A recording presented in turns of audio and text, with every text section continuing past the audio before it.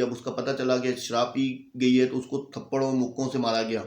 حضرت ابو بکر صدیق رضی اللہ عنہ خلیفہ وقت تھے، انہوں نے تجویز کی کہ 40 کوڑے مارے جائیں گے جس نے شراب پی. حضرت عمر فاروق رضی اللہ عنہ کے دور میں یہی سزا جو ہے وہ 80 کوڑوں پہ پہنچ گئی. حرام ہے، گناہ ہے اس کا، یعنی کہ مطلب گناہ ہے، یعنی کہ یہ نہیں ہے کہ سزا نہیں ہے تو اس کا گناہ نہیں ہے، گناہ تو بہت زیادہ. والذین آمنوا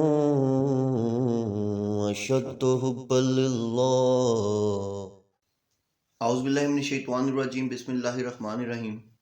آمنت باللہ ورسولہ هو الاول والآخر والظاہر والباطن وهو علی کل شیء علیم. رب اشرح لی صدری ویسر لی امری واحلل عقدۃ من لسانی یفقہوا قولی. معزز ناظرین، بھائیوں، بہنوں، بزرگوں، السلام علیکم.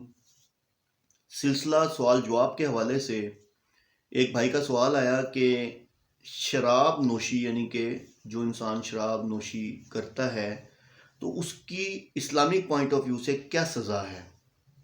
تو یہ جو سزا ہمیں گورنمنٹ دیتی ہے، تو مطلب ہمیں یعنی کہ جو شراب پیتا ہے اس کو جو گورنمنٹ سزا دیتی ہے، کیا یہ سزا جو ہے یہ اسلامی سزا ہے یا اسلامی سزا کا کوئی کرائٹیریا ہے. تو بہت پیارا سوال کیا ہے بھائی نے اس بارے میں.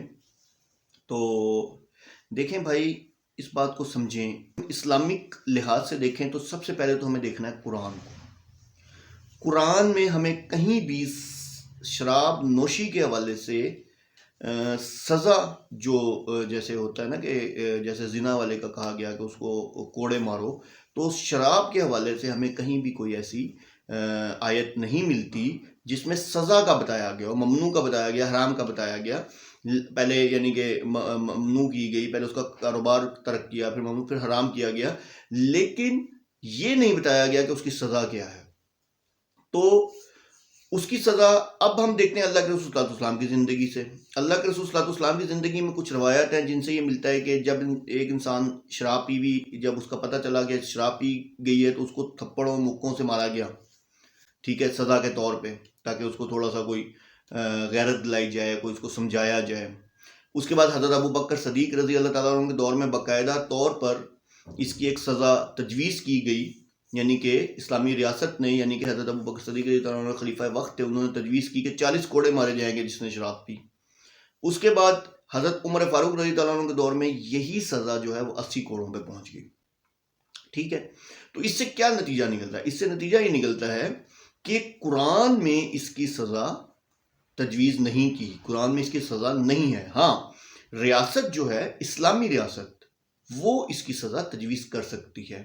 ٹھیک ہے، اب چونکہ اسلامی ریاست جو اللہ کے رسول اللہ اور اس کے رسول صلی اللہ علیہ وسلم کا جو سسٹم ہے خلافت کا، وہ تو اب رائج ہے نہیں. ٹھیک ہے، تو اب میں یہ کہوں کہ جی یہ جو ریاست اس ٹائم پاکستان اسلامی جمہوریہ پاکستان سزا دے رہی ہے، یہ قابل قبول ہے یا یہ وہ سزا ہے، تو اسلامی سزا کے حساب سے تو کوئی اسلامی سزا تجویز ہے ہی نہیں.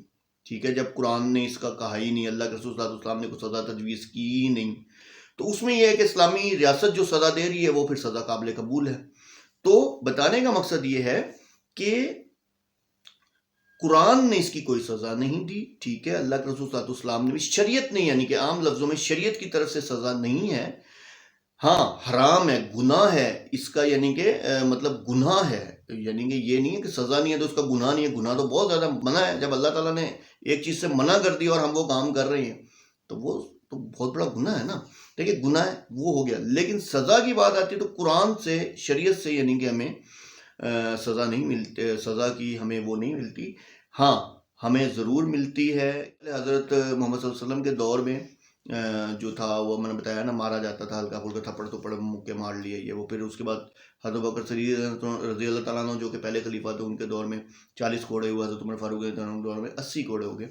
تو جو اسلامی ریاست ہے وہ اپنے طور پہ اس کی سزا تجویز کر سکتی ہے. شریعت میں اس کی کوئی سزا نہیں ملتی کہیں بھی نا، ہمیں کوئی بھی، ہمیں یعنی کہ کوئی ہمیں آیت نہیں ملتی، کوئی ہمیں ڈیٹیل نہیں ملتی. تو مطلب اس کا یہ نہیں ہے کہ وہ چیز جو ہے اس کی سزا نہیں ہے. اسلامی ریاست اپنے طور پہ اس کی سزا تجویز کر سکتی ہے، جو ہمیں اس سے ملتا ہے، جو آپ کو میں نے بتایا ہے کہ نبی پاک صلی اللہ علیہ وسلم کی زندگی سے ملتا ہے، پھر اس کے بعد خلفائے راشدین کی زندگی سے ملتا ہے. تو امید کرتا ہوں بھائی آپ کو سوال کا جواب مل گیا ہوگا. وآخر دعوانا ان الحمد للہ رب العالمین.